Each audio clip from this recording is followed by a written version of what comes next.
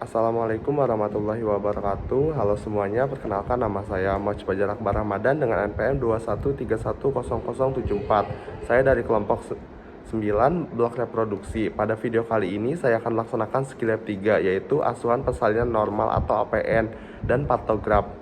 Nah, dalam persalinan normal ada 3 hal penting harus kita perhatikan. Yang pertama, tenaga untuk mendorong anaknya keluar. Yang kedua, itu terjadinya perubahan uterus dan jalan lahir atau pembukaan. Yang ketiga, gerakan pada anak saat persalinan atau mekanisme persalinan. Nah, pada proses persalinan terdapat 4 kala. Yang pertama yaitu kala pembukaan, yang kedua ada kala pembukaan bayi, yang ketiga ada kala pengeluaran plasenta. Nah, untuk kala yang terakhir yaitu kala 2 jam setelah postpartum atau persalinan. Nah, pada kala pertama yaitu kala pembukaan ada 2 fase. Yang pertama ada fase laten dan fase aktif. Fase laten itu dapat kita lihat setelah terjadi pembukaan 0 sampai 3 cm. Kalau fase aktif dapat kita lihat setelah terjadi pembukaan 4 sampai 10 cm. Untuk melihat pembukaan yaitu dengan cara VT atau memasukkan tangan ke dalam liang vagina si ibu dan membukanya. Selanjutnya kala yang kedua. Untuk kala yang kedua, saat persalinan normal kita harus memastikan adanya tanda dan gejala. Apabila sudah terjadi kala 2, nah untuk tanda dan gejalanya, tanda gejalanya itu ibu ada rasa untuk mengejan bersamaan dengan kontraksi yang adekuat. Ibu merasakan adanya tekanan pada rektum dan vaginanya. Perineum menonjol, vulva vagina membuka, meningkatnya pengeluaran lender bercampur darah, dan terdapat tonjolan pada anus. Apabila sudah terjadi tanda dan gejala itu, kita sebagai dokter dapat memimpin persalinan pada ibu. Bila pembukaan sudah lengkap, kita dapat menolong bayinya lahir dengan yang pertama mengeluarkan kepalanya.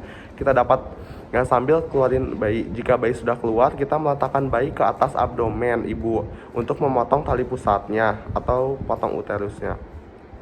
Apabila sudah dipotong tali pusatnya, maka bayi diberikan kepada asisten untuk dibersihkan. Untuk selanjutnya kala yang ketiga.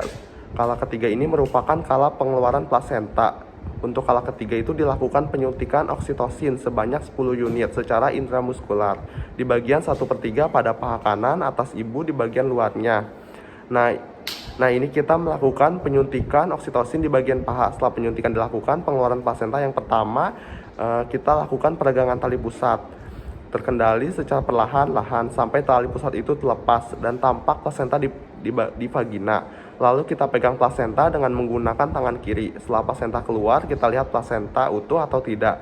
Setelah dirasa plasenta utuh, kita melakukan penyuntikan agrometal secara intramuskular kembali.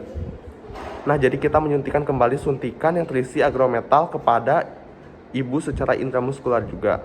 Selanjutnya kala yang keempat. Kala yang terakhir yaitu kala 4 merupakan kala 2 jam postpartum, yaitu evaluasi pada ibu setelah melahirkan. Yang harus dilakukan itu memantau kontraksi rahim bagus atau tidak, memantau adanya keluar sesuatu atau tidak dari vagina ibu, memantau darah nifas, dilakukan pemantauan vital sign. Setelah semuanya cukup selama 1-2 jam postpartum tersebut, barulah boleh dilakukan inisiasi menyusui. Baik, yang pertama itu kala 1, yaitu kita melihat pembukaannya dengan cara VT atau memasukkan tangan kita ke dalam liang vagina ibu dan membukanya seperti ini, dimasukkan ke dalam liang vagina dan membukanya. Nah, baik, untuk yang kedua, bila pembukaan sudah lengkap, kita dapat menolong bayinya lahir dengan cara yang pertama mengeluarkan kepalanya.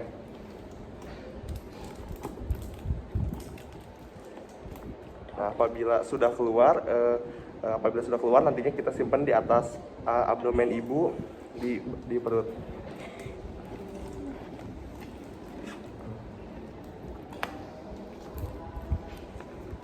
Nah, selanjutnya kita akan memotong plasentanya.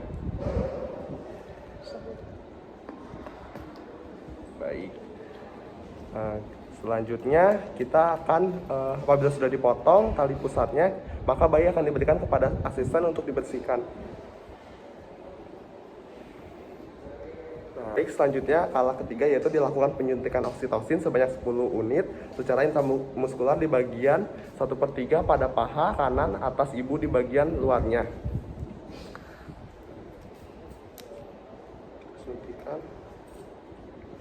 Baik, selesai. Nah, ini kita melakukan penyuntikan oksitosin di bagian paha. Setelah penyuntikan dilakukan, pengeluaran plasenta yang pertama kita lakukan peregangan tali pusat terkendali. Yaitu kita melihat jangan ditarik tapi hanya didorong apakah keluar apa tidak. Nah, sampai dipencet perut ibunya. Nah, baik. Apabila plasenta sudah tampak di vagina, lalu kita pegang plasenta dengan cara menggunakan tangan kiri. Setelah ambil sambil memencet pegang perut ibunya. Setelah plasenta keluar, kita lihat plasentanya utuh atau tidak, atau ada yang menempel atau tidak. Setelah dirasa plasenta itu utuh, kita akan melakukan penyuntikan agrometal secara intramuskular. Nah, selanjutnya kala 4 itu kita memantau kontraksi rahim ibu bagus atau tidak, memantau adanya keluar sesuatu atau tidak dari rahim ibu atau dari vagina ibu, memantau darah nifas, dilakukan pemantauan vital sign. Setelah semuanya cukup selama 1-2 jam postpartum tersebut, barulah boleh dilakukan inisiasi menyusui. Baik, mungkin inilah yang dapat saya sampaikan. Lebih dan kurangnya saya mohon maaf. Saya akhiri. Wassalamualaikum warahmatullahi wabarakatuh.